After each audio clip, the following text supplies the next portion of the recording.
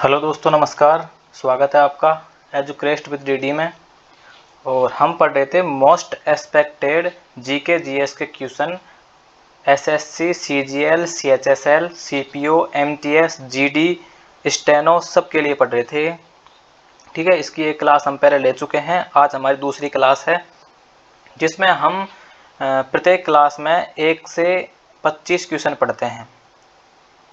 कितने पढ़ते हैं? तो 1 से 25 क्वेश्चन पढ़ते हैं।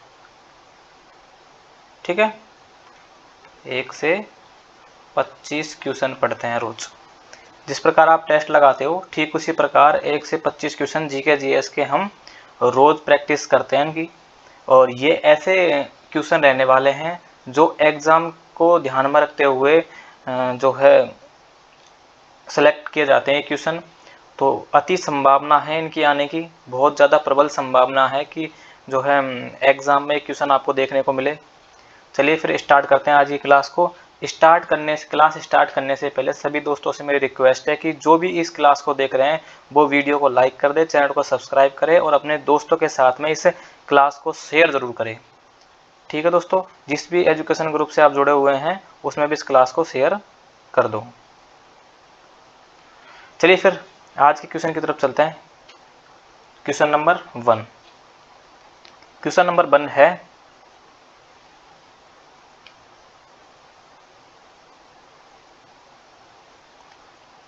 कालबेलिया किस राज्य में इसी नाम की जनजाति द्वारा किया जाता है? यानी कि कालबेलिया जो नृत्य है वो किस राज्य में किया जाता है और जो कालबेलिया जनजाति है इसी के द्वारा किया जाता है। ठीक है, तो बताइए किस राज्य में किया जाता है। Option number A Uttar Pradesh, option number B Chhattisgarh, option number C Rajasthan और ऑप्शन नंबर डी मध्य प्रदेश।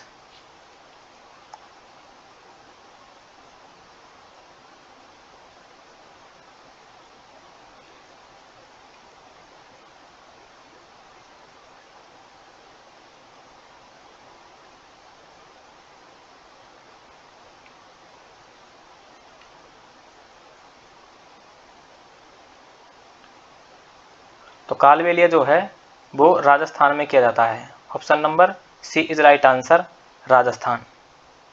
ठीक है, कालबेलिया नृत्य कहाँ किया जाता है? तो वो राजस्थान में किया जाता है। अब हम कुछ कालबेलिया नृत्य के बारे में देख लेते हैं कि इसको जो है सपेरा नृत्य या फिर स्नेक चार्मर डांस के नाम से भी जाना जाता है। इसे सपेरा नृत्य, सपेरा नृत्य या स्नेक चार्मर डांस, ठीक है, ये भी इसके नाम से भी जाना जाता है। ठीक है, और दूसरी बात, इसकी जो है प्रसिद्ध नृत्यांगना है जिसका नाम है गुलाबो सपेरा। क्या है? गुलाबो सपेरा। गुलाबो सपेरा ये नाम याद रखना, एग्जाम में पूछा जा सकता है इस नाम के बारे में। ठीक है, और इसको जो है 2010 में कालबेलिया नृत्य को 2010 में यूनेस्को की मानवता की अमूर्त सांस्कृतिक विरासत की प्रतिनिधि सूची में शामिल किया गया। यानी कि 2010 में यूनेस्को में शामिल किया गया। यूनेस्को में शामिल। ठीक है, तो ये पॉइंट आप याद रखना। चलिए फिर नेक्स्ट क्वेश्चन की ओर चलते हैं। Question number 2। इनमें से कौन सा कथन प्रकाश के बारे में सही है? ऑप्शन नंबर ए है, पहला कथन है इसमें, प्रकाश एक सीधी रेखा में प्रवेश करता है। दूसरा कथन है, पहला क्या है? प्रकाश एक सीधी रेखा में प्रवेश करता है। दूसरा है, यह परिलक्षित होता है, यह पूरी तरह या फिर आंशिक रूप से अवशोषित होता है और मनोरंजन रंग पैटर्न भी उत्पन्न करता है। तीसरा है, यह आकृति की छाया ग्रहण और रूपों का जो है कारण बनता है। यानी कि इसके द्वारा जो है आकृति की छाया, ग्रहण और रूप आदि प्रकार के जो है आकृतियां बनती है। तो बताइए, ऑप्शन नंबर ए है सेकंड और थर्ड, ऑप्शन नंबर बी है first and second, option number C है केवल एक, और ऑप्शन नंबर डी है 1 2 3, यानी कि तीनों सही है। तो बताइए कौन सा इसमें राइट आंसर है। तो जैसा कि हम सभी जानते हैं इसको कि ये जो है प्रकाश एक सीधी रेखा में गमन करता है, ये भी बात सही है। और यह परिलक्षित होता है, यह पूरी तरह या आंशिक रूप से अवशोषित होता है, बिल्कुल सही बात है। और यह मनोरंजन रंग पैटर्न भी उत्पन्न करता है, बिल्कुल ये भी सही कथन है। थर्ड है हमारा, यह आकृति की छाया, ग्रहण और रूपों का कारण बनता है, ये भी बिल्कुल सही है। तो यहाँ पर आंसर कौन सा हुआ फिर, ऑप्शन नंबर डी, 1 2 3 तीनों सही। ठीक है दोस्तों, चलते फिर अगले क्वेश्चन की ओर। क्वेश्चन नंबर 3,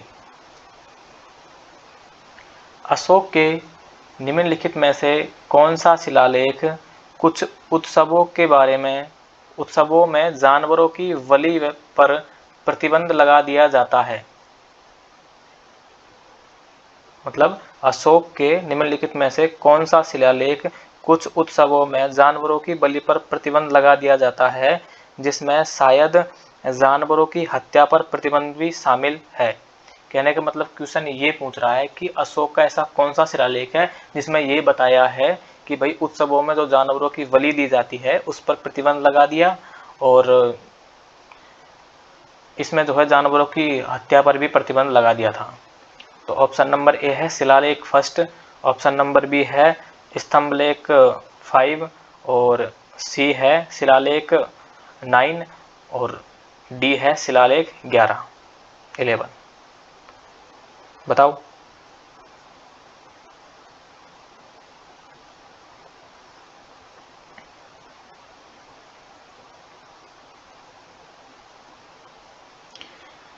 तो इसका राइट आंसर होगा ऑप्शन नंबर ए शिलालेख फर्स्ट। शिलालेख फर्स्ट पर ही जो है पशुवध पर प्रतिबंध लगा दिया गया था। ठीक है, और अगर हम ऑप्शन में शिलालेख बी ऑप्शन में है शिलालेख 5, तो इसमें जो है यह दासों के प्रति जो है नीति के बारे में चिंताओं को बताता है। और धम महामात्रों की नियुक्ति का उल्लेख भी जो है स्तंभ नंबर वो शिलालेख 5 से किया जाता है, और यह जो है रॉक एडिशन में भी शामिल है।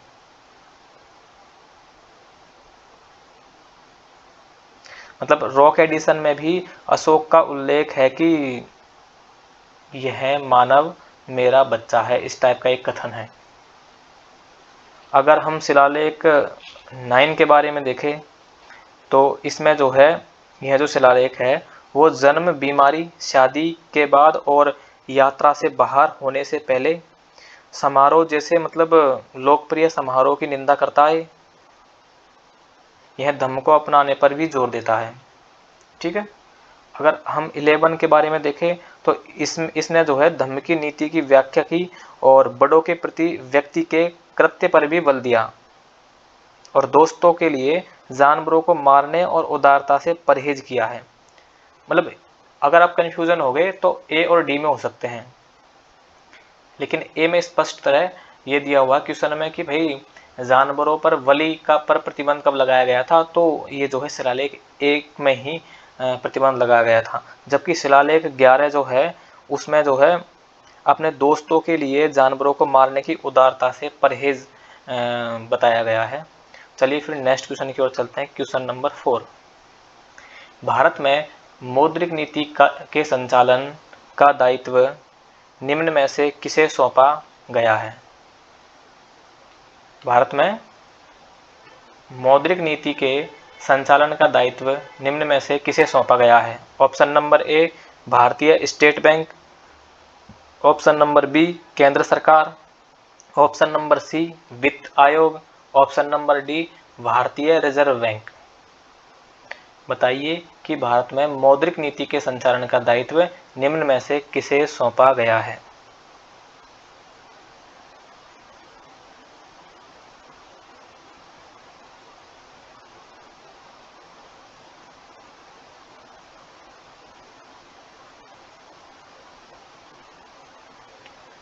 तो इसका राइट आंसर होगा भारतीय रिजर्व बैंक। भारतीय Reserve bank, option number D is right answer, भारतीय रिजर्व बैंक। इसकी स्थापना अगर हम देखें, स्थापना तो ये जो है 1 अप्रैल 1935 में हुई थी। एक्ट कौन सा था? एक्ट था 1934 वाला। ठीक है। अगर इसमें कमीशन देखें हम, कौन से कमीशन के द्वारा इसकी स्थापना हुई है, तो वो है यंग हिल्टन कमीशन। यंग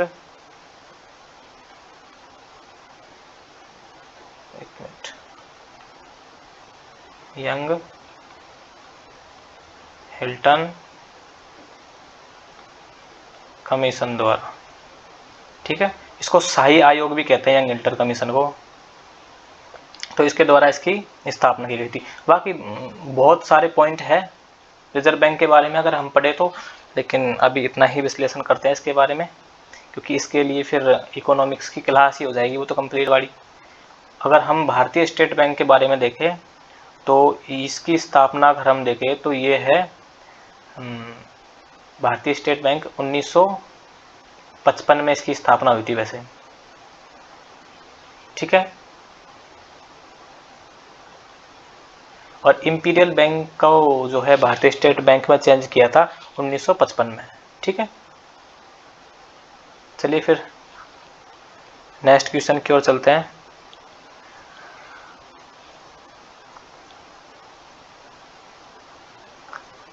अगर आप स्टेट बैंक का मुख्यालय देखोगे तो वो कहाँ पर है, तो वो है मुंबई में। ठीक है। चलो फिर नेक्स्ट क्वेश्चन की ओर चलते हैं। क्वेश्चन नंबर 5, निम्नलिखित में से किस प्रजाति को कश्मीर हिरण भी कहा जाता है? मतलब कौन सी ऐसी प्रजाति इन 4 ऑप्शनों में से जिसको कश्मीर हिरण भी कहा जाता है? Option number A hangul, option number B barasingha, option number C sangai, या फिर ऑप्शन नंबर डी चीतल। बताइए किसे कश्मीर हिरण भी कहा जाता है?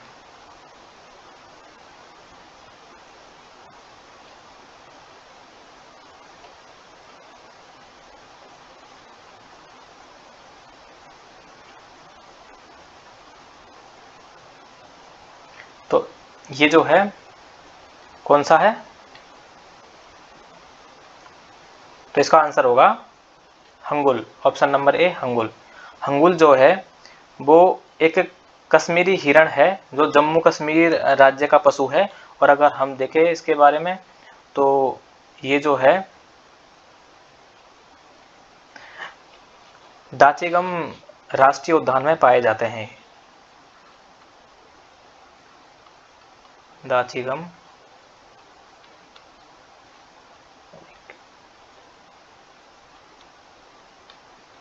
राष्ट्रीय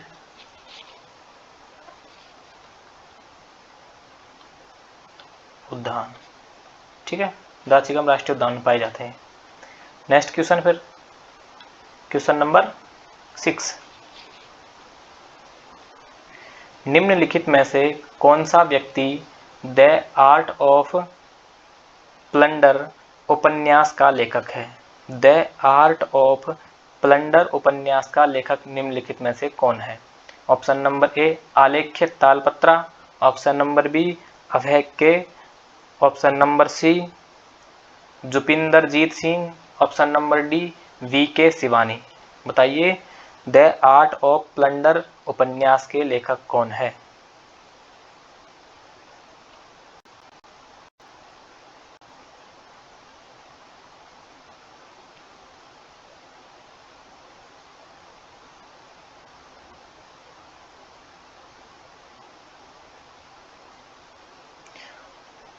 तो इसके लेखक हैं आलेख तालपत्रा, ऑप्शन नंबर ए आलेख तालपत्रा, ये जो है द आर्ट ऑफ प्लंडर के लेखक है। और ये जो द आर्ट ऑफ प्लंडर है, ये लालच, प्रतिशोध और ऐतिहासिक अवशोषों की एक जो है आकर्षक कहानी है। और ये जो है वो पूरी दुनिया भर में बहुत ही लॉन्च हुई थी और बहुत प्रसिद्ध भी हुई थी। ठीक है, अब नेक्स्ट क्वेश्चन की ओर चलते हैं। क्वेश्चन नंबर 7, निम्नलिखित में से कौन सा एनिमेलिया के अंतर्गत प्लेटीहेल्मिन्थीज वर्गीकरण के अंतर्गत आता है? मतलब निम्नलिखित में से कौन सा एनिमेलिया के अंतर्गत प्लेटीहेल्मिन्थीज वर्गीकरण के अंतर्गत आता है?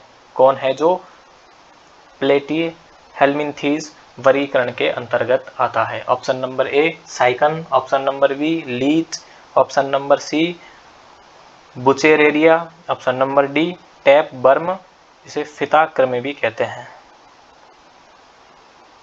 बताइए।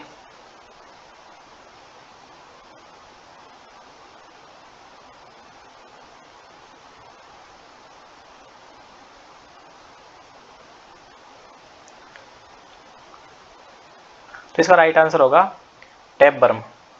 Option number D is right answer, tapeworm. ठीक है, क्या होगा इसका? टैप बर्म।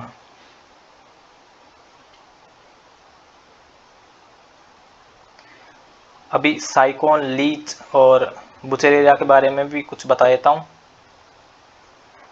इनको भी याद रखना आपको।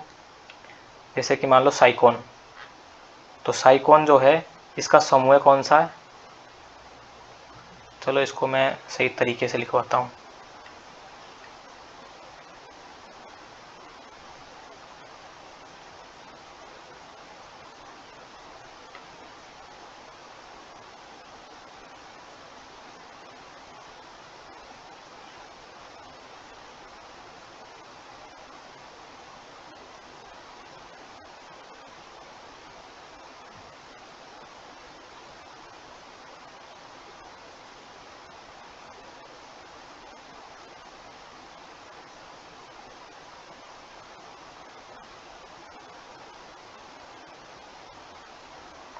ये एक इसकी टेबल बना देता हूँ जिससे कि आपको सही तरीके से याद रह सके।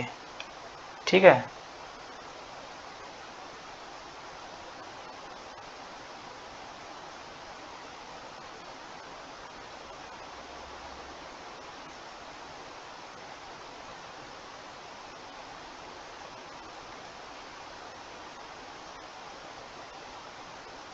ये आपकी टेबल तैयार होगी। अब इसमें लिखेंगे हम, यहाँ तो लिख देंगे जीव, जीव, यहाँ लिख देंगे समूह, और फिर यहाँ पर लिख देंगे आवास या मेजबान।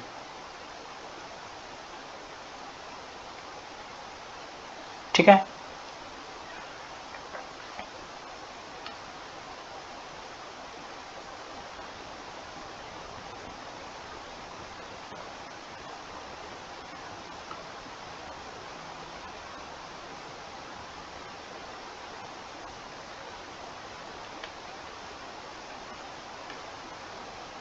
तो देखिए यहाँ लिखते हैं हम साइकोन।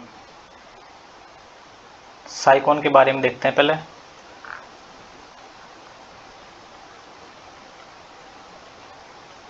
साइकोन, ठीक है, साइकोन का समूह क्या है? संघ पेरिफेरा, संघ पोरिफेरा।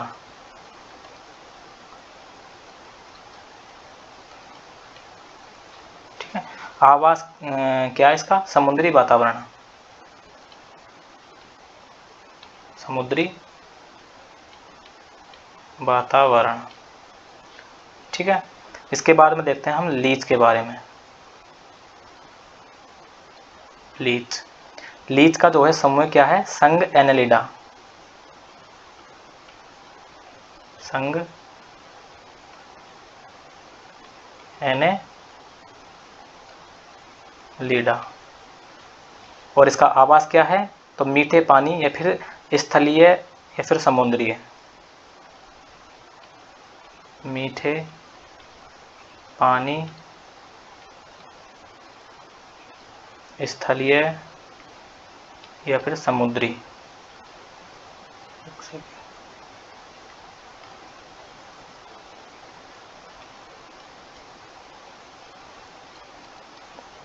समुद्री। ओके, इसके बाद में देखते हैं हम बुचेर एरिया।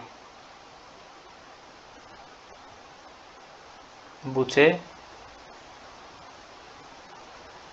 एरिया, तो बुचेर एरिया जो है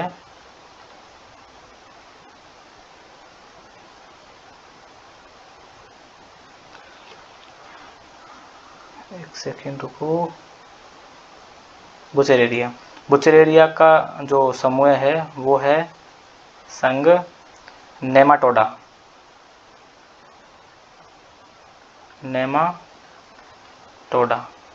ये इसका हो गया समूह। और इसका अगर हम आवास देखें तो ये है मनुष्य, जैसे कि लसिका, मतलब इसमें जो है मेजबान मनुष्य ही होता है, मनुष्य। और मनुष्य के अंदर मतलब लसिका वाहिकाओं में, लसिका वाहिकाओं में, वाहिकाओं। ठीक है, चलिए फिर नेक्स्ट क्वेश्चन की ओर चलते हैं। Question number 8। निम्नलिखित में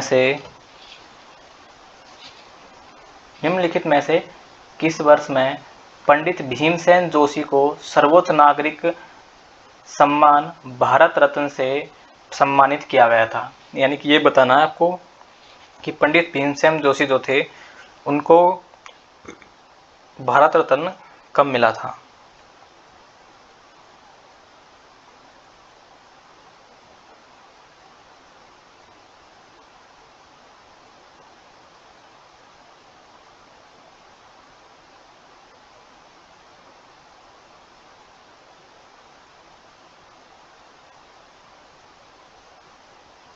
तो इनको जो है भारत रत्न मिला था 2009 में। ठीक है, 2009 में पंडित भीमसेन जोशी को भारत रत्न मिला था। Next question, question number 9। निम्नलिखित में से कौन सा तत्व गर्म करने पर भी तनु हाइड्रोक्लोरिक अम्ल के साथ अभिक्रिया नहीं करता है लेकिन सल्फ्यूरिक अम्ल के साथ अभिक्रिया करता है? मतलब कि ऐसा कौन सा तत्व है जो गर्म करने पर भी तनु हाइड्रोक्लोरिक अम्ल के साथ तो अभिक्रिया नहीं करता है लेकिन सल्फ्यूरिक अम्ल के साथ जो है वो अभिक्रिया कर लेता है? ये बताना है, बताइए।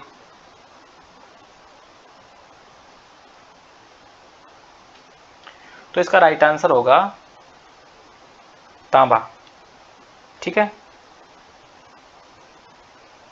तांबा जो है वो गर्म करने पर तनु हाइड्रोक्लोरिक अम्ल के साथ तो अभिक्रिया नहीं करता है लेकिन जो है सल्फ्यूरिक अम्ल के साथ में ये अभिक्रिया कर लेता है। तांबा में क्या होता है कि तांबा में हाइड्रोजन की तुलना में अधिक, मतलब तांबा में जो है हाइड्रोजन की तुलना में अधिक कमी की क्षमता होती है, जिसका अर्थ है कि तांबा हाइड्रोजन की तुलना में अधिक अभिक्रियाशील होता है। जो अब अगर हम सीधे शब्दों में कहें तो यही बात है कि तांबा जो है वो हाइड्रोजन की तुलना में कम अभिक्रियाशील होता है, अधिक नहीं कम अभिक्रियाशील होता है। जब तांबा हाइड्रोजन की तुलना में अभिक्रियाशीलता श्रृंखला में कम होता है तो इसका मतलब ये है कि यह जो है हाइड्रोजन परमाणु को गैर ऑक्सीकरण HCl से विस्थापित नहीं कर सकता।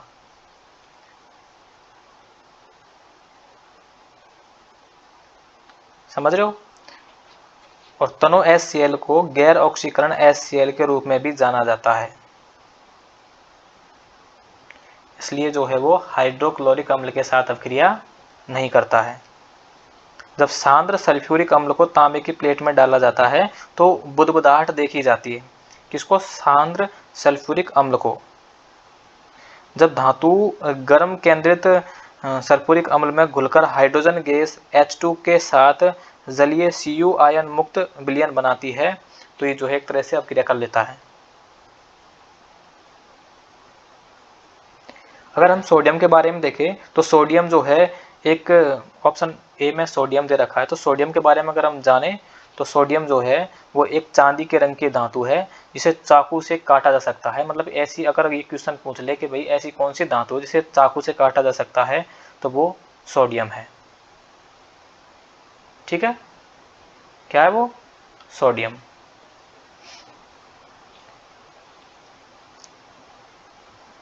और सोडियम वैसे अत्यधिक अवक्रियाशील धातु भी है, प्राकृतिक रूप से ये जो है आयनों में पाई जाती है, न कि शुद्ध धातु के रूप में पाई जाती है सोडियम। ठीक है, अब लोहा के बारे में देखते थे, ऑप्शन नंबर बी। अब देखिए अगर मैं लिखवा भी दूँ उसको लिखवाने में तो लेकिन फिर बहुत ज़्यादा टाइम लग जाएगा, इसलिए मैं लिखवाने की बजाय बोल रहा हूँ, लेकिन मुझे लग रहा है कि लिखवाना ही ज़्यादा उचित है, इसलिए मैं एक बार इसको लिखवा देता हूँ।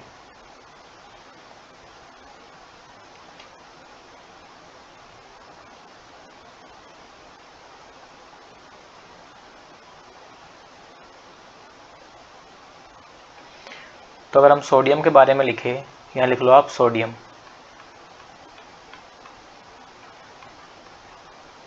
सोडियम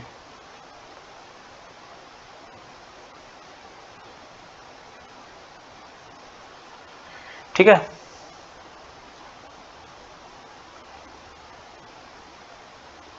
तो पहली बात तो ये लिखो, इसमें ये बना लो जरा, ये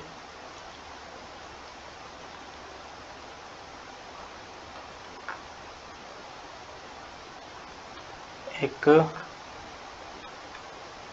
चांदी के रंग की धातु है जिसे चाकू से काटा जा सकता है, काटा जा सकता है। ठीक है, नेक्स्ट पॉइंट लिखो इसमें कि यह जो है अत्यधिक अभिक्रियाशील होती है, अत्यधिक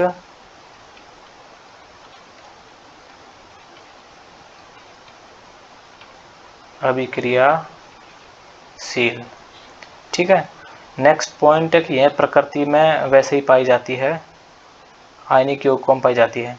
इसको तो आप रहने दो, नेक्स्ट पॉइंट लिख लेते हैं। अब नेक्स्ट है अपना लोहा के बारे में लिखते हैं।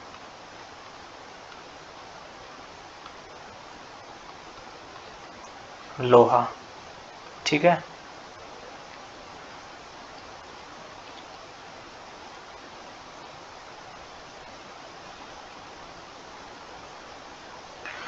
तो लोहा एक जो है सिल्वर ग्रे धातु है, एक बार लिखते हैं यहाँ पर, लोहा एक सिल्वर ग्रे धातु है जो आसानी से जंग खा जाती है, जंग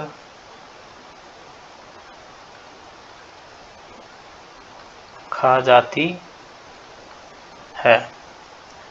ठीक है, लेकिन फिर भी इसका व्यापक अनुप्रयोग होता है। नेक्स्ट पॉइंट इसमें लिखते हैं कि इसका उपयोग जो है स्टील के निर्माण में किया जाता है, जिसे बाद में जो है निर्माण उद्देश्यों के लिए उपयोग किया जाता है। तो इसका एक बार एक पॉइंट और लिख देते हैं कि इसका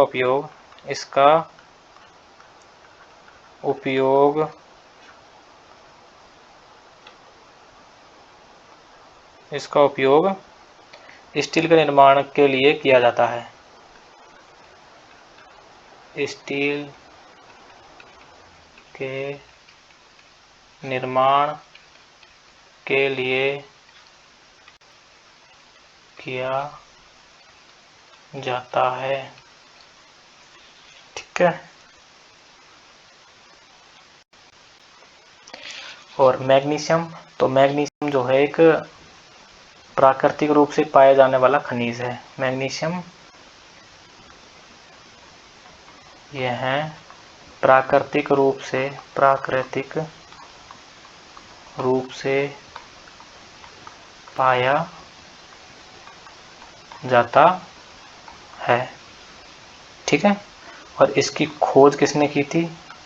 तो इसकी खोज जो है वो जोसेफ ब्लैक ने की थी। जोसेफ ब्लैक ने की थी। ठीक है, नेक्स्ट क्वेश्चन की ओर चलते हैं। अब क्वेश्चन नंबर 10। सूची 1 को सूची 2 से मिलाइए। सूची 1 को सूची 2 से मिलाइए और सूचियों के नीचे दिए गए कूट का प्रयोग कर सही उत्तर चुनिए। यानी कि सूची 1 तो है लेखकों की, ठीक है, और सूची 2 है लेख की। मतलब किस लेखक ने कौन सा लेख लिखा है उसके बारे में बताना है।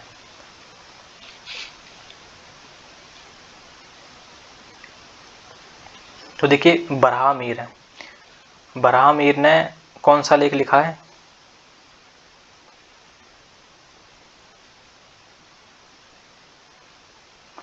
बरहा मीर ने लिखा है पंच सिद्धांत।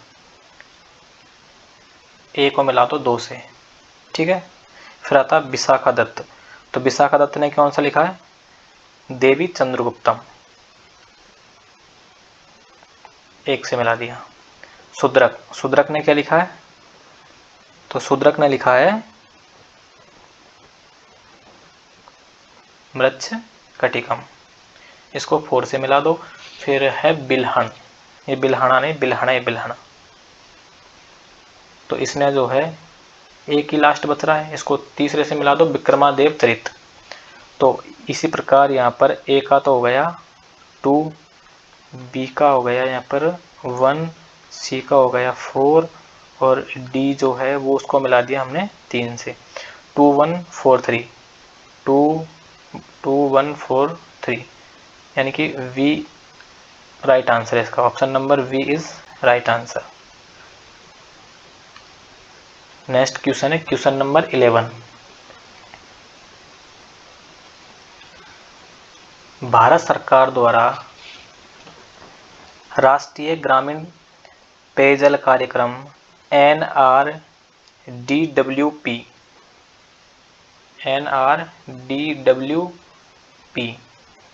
किस वर्ष शुरू किया गया?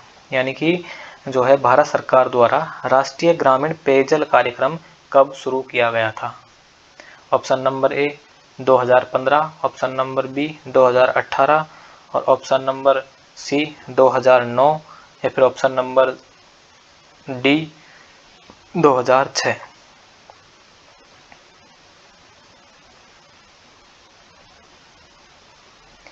तो ये जो है 2009 में शुरुआत की गई थी इसकी, 2009 में। ठीक है, और राज्य और केंद्र सरकार का इसमें भागीदारी जो है 50-50% थी। अगर हम 2015 की बात करें तो 2015 में क्या हुआ था उसके बारे में देखते हैं।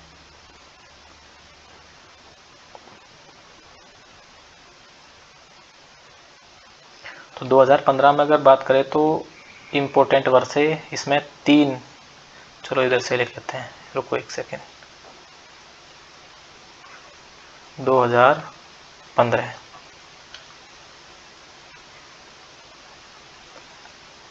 ठीक है। तो 2015 में जो है 3 योजना शुरू की थी भारत सरकार ने। 3 योजना। पहली कौन सी थी? पहली थी अटल पेंशन योजना। अटल पेंशन योजना। दूसरी कौन सी है? दूसरी है वहनीय एलईडी।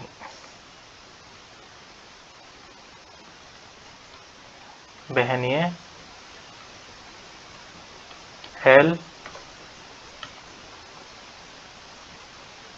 LED, ठीक है, वहनीय LED, जिसको उजाला भी कहते हैं, ठीक है।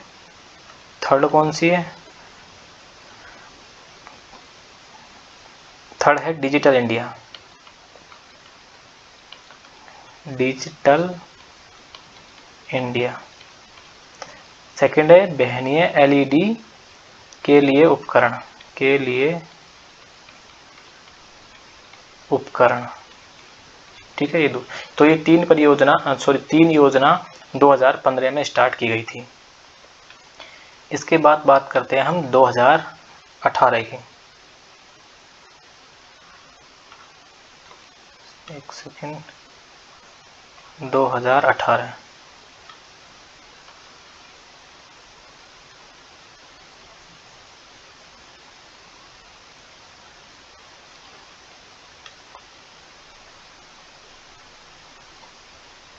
ठीक है। अब 2018 में क्या हुआ था?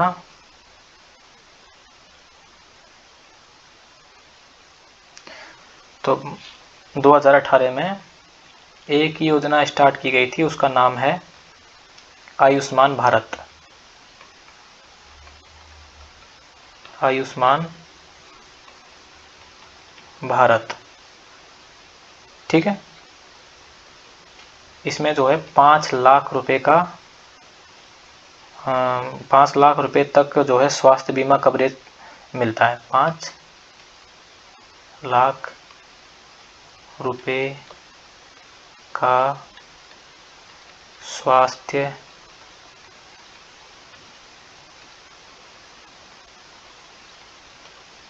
कवरेज बीमा, ठीक है। तो 2018 में ये। इसके बाद में है ऑप्शन नंबर डी 2006। तो 2006 में क्या हुआ था, इसके बारे में देख लेते हैं। 2006 में कौन सी योजना स्टार्ट की गई थी?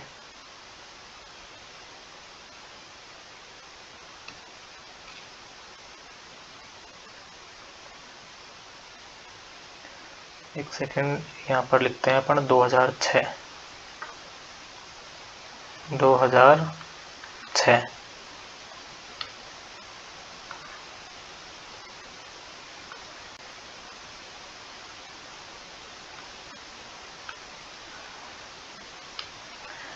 ठीक है। 2006 में क्या हुआ था, महात्मा गांधी रोजगार गारंटी अधिनियम मनरेगा शुरू किया गया था। मतलब पहले ये जो है महात्मा गांधी रोजगार के नाम से था, इसको जो है मनरेगा कर दिया इसको। पहले रोजगार गारंटी योजना थी, इसको नाम बदलकर महात्मा गांधी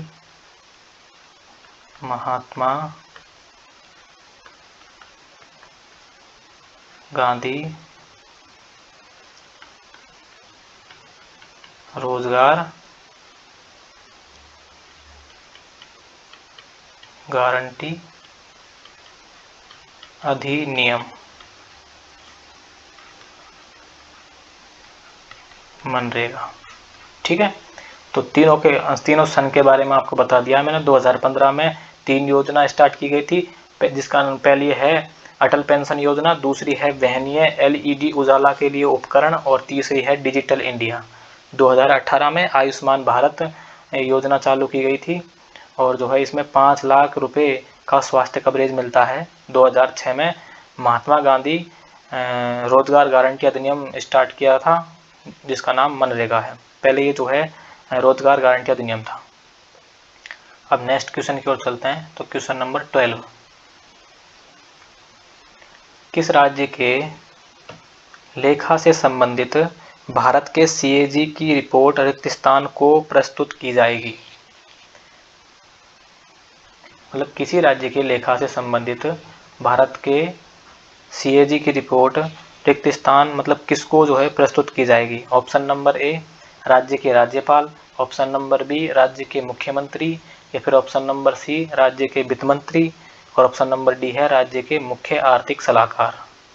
बताइए कि ये रिपोर्ट जो है किसको पेश की जाएगी?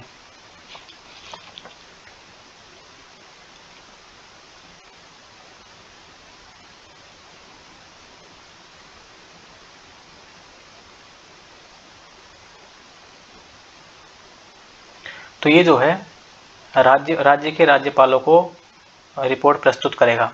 कौन से आर्टिकल के तहत करेगा ये? 151, आर्टिकल नंबर 151 के तहत। अगर हम यहाँ पर इम्पोर्टेंट बात करें CAG के बारे में, CAG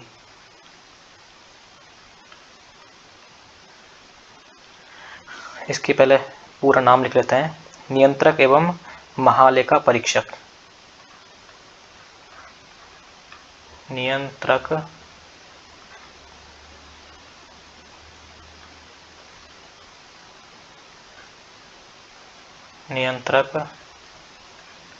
एवं महालेखा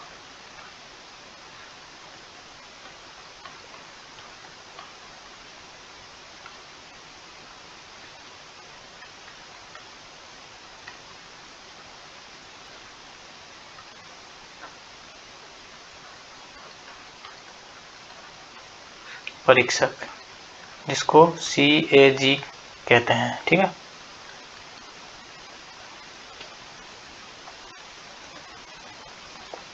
तो इससे संबंधित आर्टिकल कौन कौन से हैं? तो article number 148, article number 149, article number 150 और आर्टिकल नंबर 151। ये जो है CAG से संबंधित इम्पोर्टेंट आर्टिकल है। इसमें आर्टिकल नंबर 148 में ये बताया गया है कि इस कार्यालय का जो है प्राधिकार स्थापित करता है। और 49 में ये बताया है कि भाई नियंत्रक एवं महालेखा परीक्षक के कर्तव्य और शक्तियों के बारे में 149 में बताया गया है। 150 में भारत संघ और राज्य के जो है लेखाओं का स्वरूप के बारे में आर्टिकल नंबर 150 में बताया गया। और एक आर्टिकल नंबर 151 में राज्य के राज्यपालों के जो है ये रिपोर्ट प्रस्तुत करेगा। मतलब कोई भी राज्य का जो लेखा है उससे संबंधित CAG जो है वो राज्य के राज्यपालों की जो है रिपोर्ट प्रस्तुत की जाएगी। Next question number 13। कौन सा भारतीय राज्य अपने उत्तर, पश्चिम और दक्षिण में बांग्लादेश से घिरा हुआ है? Option number A Mizoram, option number B Manipur, option number A Tripura, option number B Manipur, option number C Mizoram और ऑप्शन नंबर D असम।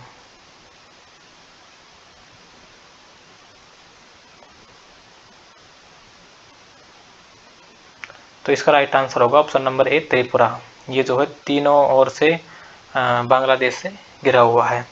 अगर हम मणिपुर की बात करें तो मणिपुर जो है ये म्यांमार, नागालैंड, असम और मिजोरम इनके साथ में जो है सीमा बनाता है।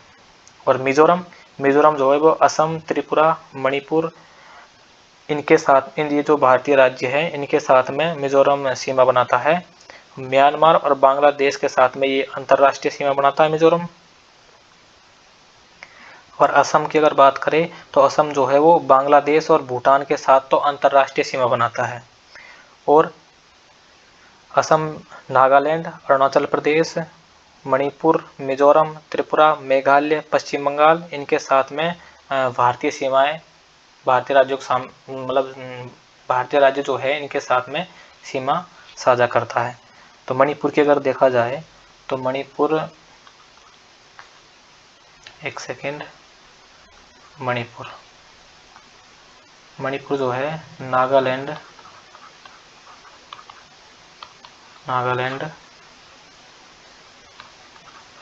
असम, मिजोरम और म्यांमार के साथ सीमा साझा करता है। ठीक है। और अगर असम के बारे में देखें तो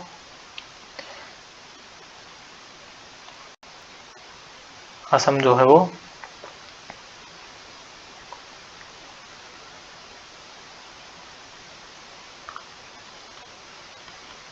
नागालैंड, अरुणाचल प्रदेश, अरुणाचल प्रदेश, मणिपुर, मिजोरम,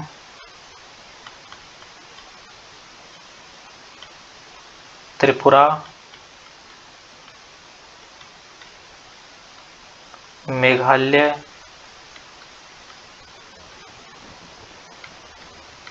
और पश्चिम बंगाल।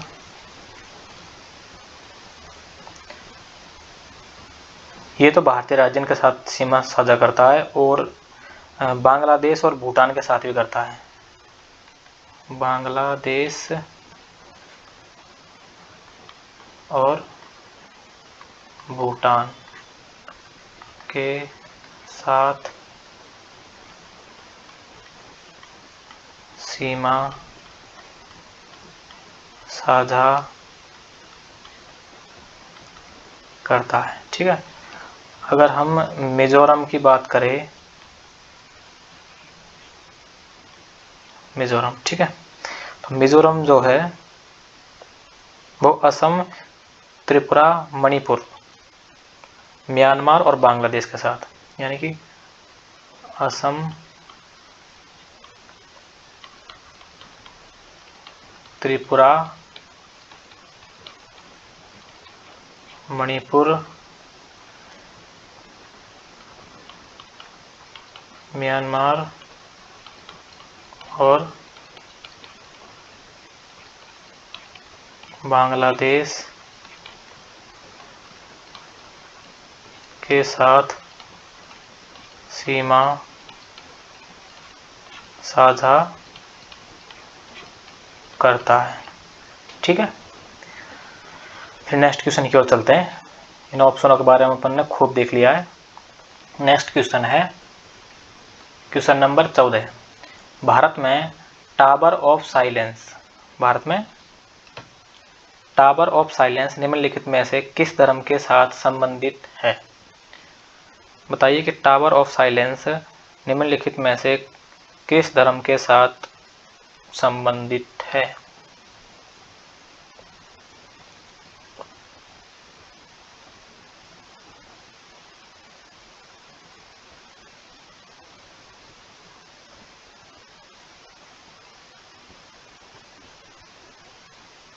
तो ये जो है वो पारसी धर्म के लिए, पारसी धर्म से संबंधित है। ठीक है।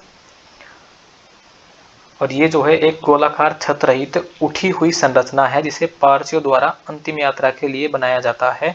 और यहाँ इसमें जो है मृतकों के शवों को यहाँ पर रखा जाता है ताकि वे तत्वों के साथ साथ जो है शिकारी पक्षियों के लिए भी खुले रहे। ठीक है। चलिए फिर नेक्स्ट क्वेश्चन की ओर चलते हैं। Question number 15। निम्नलिखित में से कौन सा भारत सरकार की राष्ट्रीय पुनर्वास और पुनर्स्थापन नीति 2007 का उद्देश्य नहीं है?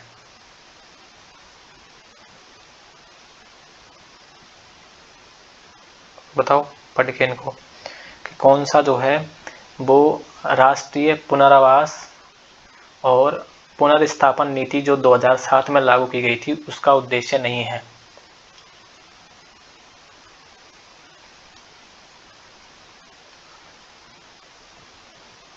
तो अगर हम बात करें कि पुनरावास संबंधी चिंताओं को विकास, पुनरावास संबंधी चिंताओं को विकास योजना और कार्यान्वयन प्रक्रिया में एकत्रित करना, तो ये बिल्कुल राइट है। और ऑप्शन नंबर सी, विस्थापन को न्यूनतम करना जहाँ तक संभव हो, गैर विस्थापन या कम से कम विस्थापन वाले विकल्पों को बढ़ावा देना, ये भी बिल्कुल सही है।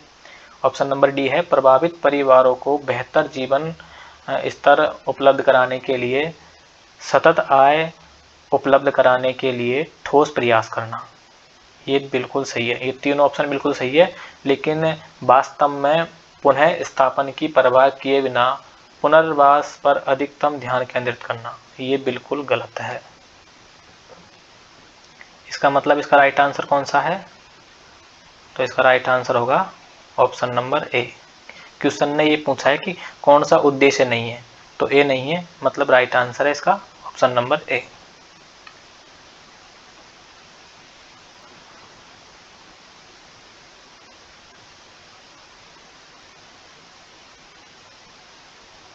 ठीक है, option number A is right answer.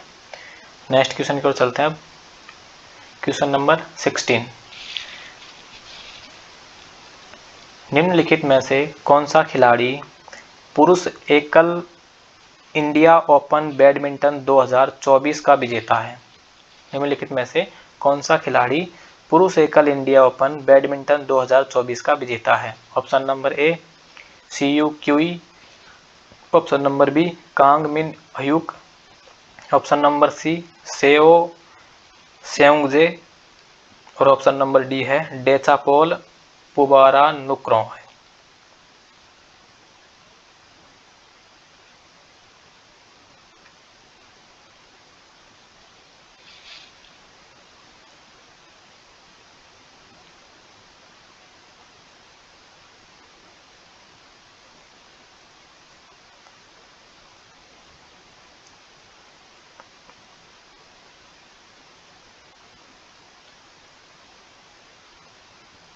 तो इसका राइट आंसर होगा option number A Shi QE.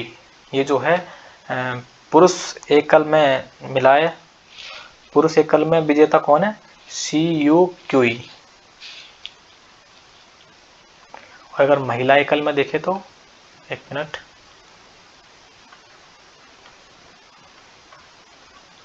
महिला एकल में, तो महिला एकल में कौन है? महिला एकल में है ताई चू यिंग, नाम भी गजब है, ताई जू यिंग। ठीक है, ये महिला एकल में है। Next question, question number 17, Olympic खेलों के बारे में, ओलंपिक खेलों के बारे में निम्नलिखित में से कौन सा या फिर कौन से कथन सही है? ऑप्शन एक, क्वेश्चन नंबर पॉइंट नंबर 1 है आधुनिक ओलंपिक खेल पहली बार 1896 में एथेंस ग्रीस में आयोजित किए गए थे। और ओलंपिक, सेकंड है फिर ओलंपिक खेलों का आधिकारिक आदर्श वाक्य फास्टर हायर वीकर है। तो देखो, इसमें अगर देखा जाए तो ये पहला सही है, बाकी दूसरा गलत है, क्योंकि फास्टर हायर वीकर इसका आदर्श वाक्य नहीं है।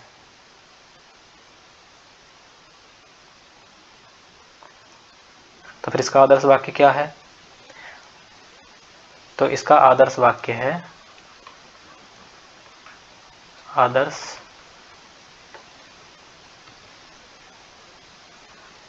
वाक्य, इसका आदर्श वाक्य है सीटीएस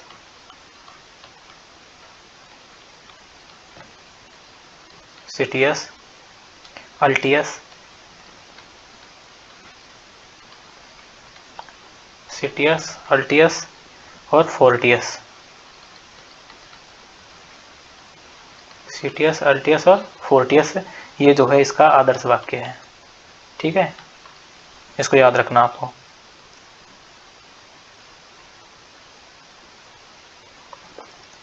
तो इसका राइट आंसर कौन सा होगा फिर? इसका राइट आंसर होगा केवल एक, option number A is right answer.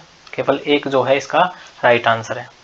Next question है अपना क्वेश्चन नंबर 18, भारत में बच्चों का निर्भरता अनुपात वर्ष की आयु के आश्रितों की संख्या का माप है। मतलब जो भारत में बच्चों की निर्भरता अनुपात है वो कितना है, कितने वर्ष की आयु के आश्रितों की संख्या का माप है? तो वो है 0, ऑप्शन नंबर ए 0 से 21, या फिर ऑप्शन नंबर बी 0 से 14, ऑप्शन नंबर सी 0 से 16 और ऑप्शन नंबर डी 0 से 18। तो इसका राइट आंसर होगा ऑप्शन नंबर बी 0 से 14। ठीक है, नेक्स्ट क्वेश्चन, क्वेश्चन नंबर 19, राजा राम मोहन राय द्वारा स्थापित निम्नलिखित में से कौन सा बंगाल में सामाजिक धार्मिक सुधारों का अग्रदूत था? ऑप्शन नंबर ए धर्म सभा, ऑप्शन नंबर बी आत्मीय सभा समाज, और ऑप्शन नंबर सी आर्य समाज, या फिर ऑप्शन नंबर डी प्रार्थना समाज। बताइए कि राजा राममोहन राय ने बंगाल में सामाजिक धार्मिक सुधारों के अग्रदूत के रूप में कौन सा जो है चारों में से किसकी स्थापना की थी?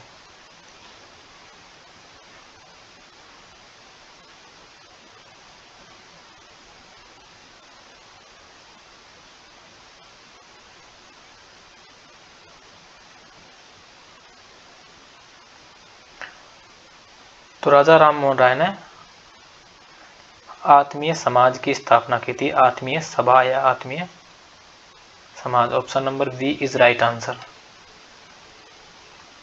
नेक्स्ट क्वेश्चन है क्वेश्चन नंबर 20। क्वेश्चन नंबर 20 है 2024 में सीमा सुरक्षा बल बीएसएफ की पहली महिला स्नाइपर कौन बनी? Option number A Poonam Yadav, option number B Anjali Singh, option number C Suman Kumari, या फिर option number D Sunita Sharma. बताइए कि 2024 में बीएसएफ की पहली महिला स्नाइपर कौन बनी?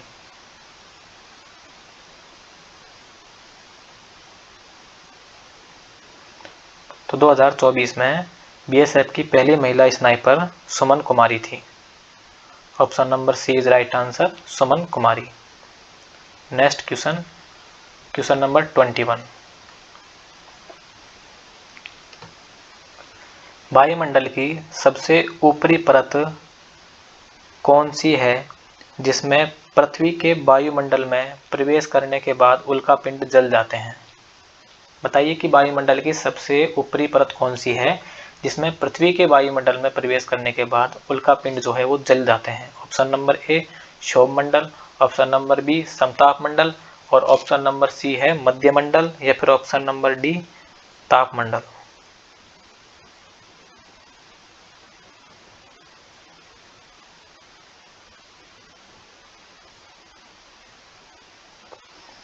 तो इसका राइट आंसर होगा मध्यमंडल, मध्यमंडल। ठीक है, option number C is right answer, मध्यमंडल। क्षोभमंडल जो है वो पृथ्वी के वायुमंडल की सबसे निचली परत है। क्षोभमंडल पृथ्वी के वायुमंडल की सबसे निचली परत, ठीक है, वो है क्षोभमंडल। और समताप मंडल है क्षोभमंडल के तो ऊपर है और मध्य मंडल के नीचे है। समताप मंडल जो है क्षोभमंडल, एक सेकंड में इनको एक तरीके से लिखवा देता हूँ।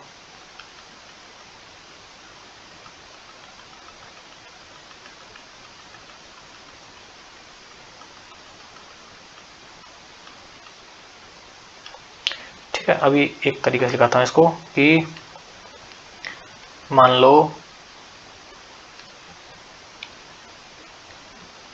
ये पृथ्वी है, ठीक है, पृथ्वी,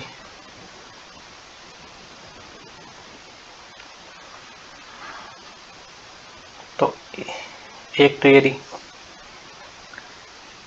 एक ये और एक ये, तो ये तो है क्षोभमंडल, क्षोभमंडल। इसके बाद में नेक्स्ट है समताप मंडल, समताप मंडल। इसके बाद में है फिर तापमंडल, सॉरी ये मध्यमंडल, मध्यमंडल।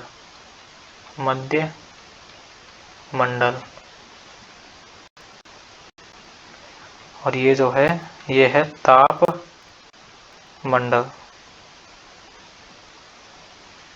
इसको ऊपर अगर देखें हम तो ये हो जाएगा फिर बहिर्मंडल। बहिर्मंडल। तो इस क्रम को याद रखना इस तरीके से ताकि आपका क्लियर होता रहे सब कुछ। Next question, question number 22।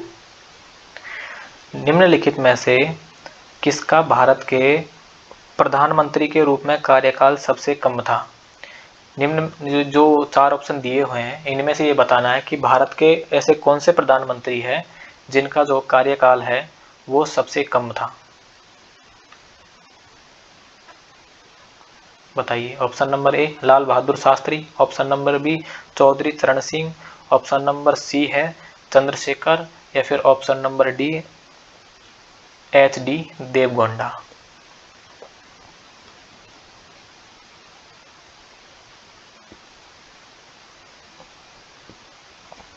तो इसका राइट आंसर होगा चौधरी चरण सिंह। चौधरी चरण सिंह जो है इनका कार्यकाल जो है बहुत ही सबसे कम रहा है और ये एक ऐसे प्रधानमंत्री भी है जिन्होंने जो है कभी संसद का सामना नहीं किया। ठीक है। बाकी लाल बहादुर शास्त्री 1904 से 1966 तक प्रधानमंत्री रहे। ठीक है। 1 वर्ष और 216 दिन ये प्रधानमंत्री रहे थे और लाल बहादुर शास्त्री ने ही जय जवान जय किसान का नारा दिया था। जय जवान जय किसान, ये नारा लाल बहादुर शास्त्री ने ही दिया था। ठीक है।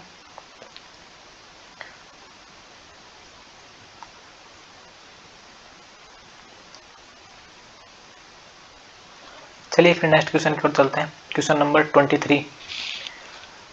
राष्ट्रीय शिक्षा दिवस प्रत्येक वर्ष निम्नलिखित में से किस तिथि को मनाया जाता है? ऑप्शन नंबर ए 28 फरवरी, ऑप्शन नंबर बी 5 जून, या फिर ऑप्शन नंबर सी 11 नवंबर, या फिर ऑप्शन नंबर डी 1 दिसंबर। बताइए कि राष्ट्रीय शिक्षा दिवस प्रत्येक वर्ष निम्नलिखित में से किस तिथि को मनाया जाता है?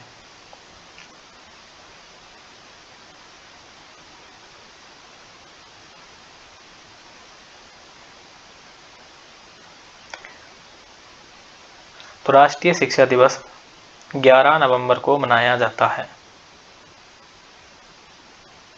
ठीक है। 11 नवंबर को।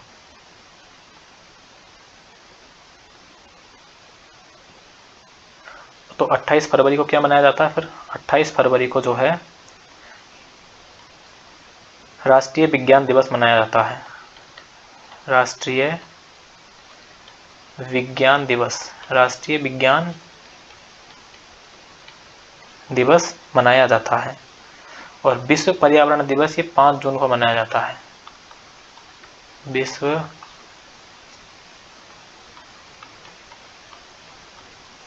पर्यावरण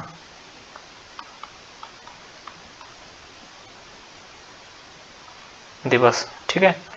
और 1 दिसंबर को क्या मनाया जाता है? तो 1 दिसंबर को विश्व एड्स दिवस मनाया जाता है।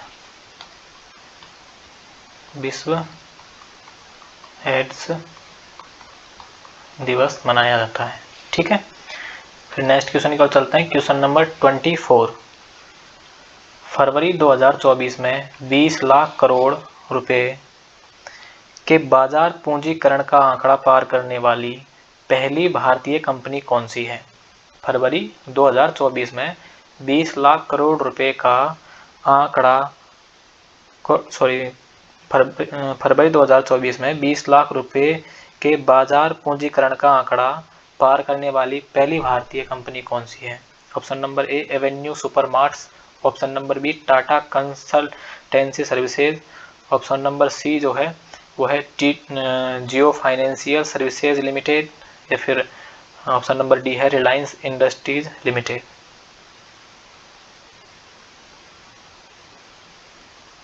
तो इसका राइट आंसर होगा Reliance industries limited. Option number D is right answer, Reliance industries limited. Next और लास्ट क्वेश्चन इस क्लास का, क्वेश्चन नंबर 25। निम्नलिखित में से किस एक रियासत ने पाकिस्तान में अपने प्रवेश की घोषणा की लेकिन बाद में जनमत संग्रह के बाद भारत में शामिल होने के लिए मजबूर किया गया? Option number A Rampur, option number B Junagadh, या फिर ऑप्शन नंबर सी फरीदकोट, या ऑप्शन नंबर डी पोरबंदर।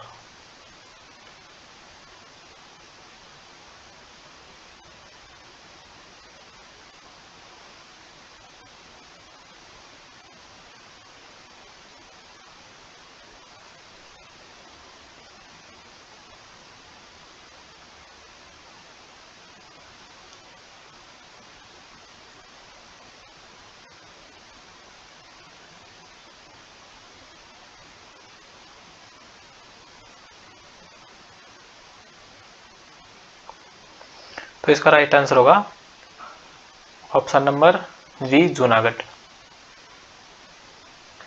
आपको कमेंट करके ये बताना है कि जूनागढ़ रियासत में जो है ये फिलहाल में कहाँ का हिस्सा है, ठीक है। और ये अपने 25 क्वेश्चन कंप्लीट हो चुके हैं।